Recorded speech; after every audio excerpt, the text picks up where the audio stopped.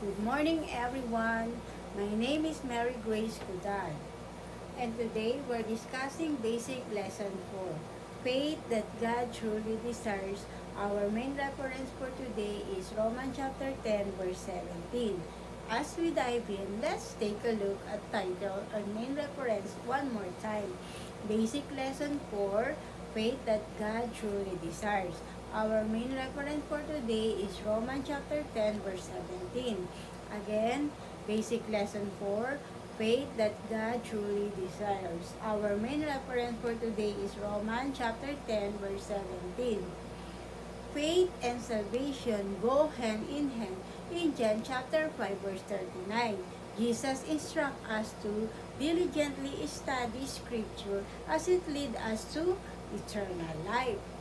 In Romans chapter 10, verses 13 to 17, we learn that faith comes from hearing, and hearing the message through the word about Christ. And in Luke chapter 24, verse 44, we see how Jesus fulfilled God's promises.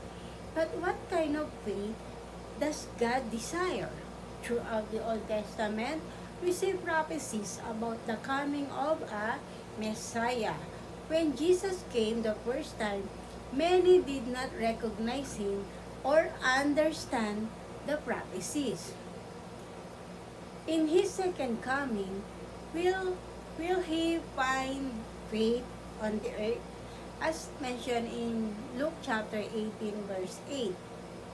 The faith that God desires is one that is established by listening and understanding His word of truth through prophecy and fulfillment.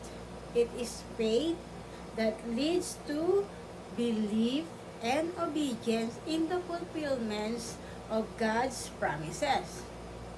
Let us remember to have kind of faith that God truly desires. Thank you for your watching.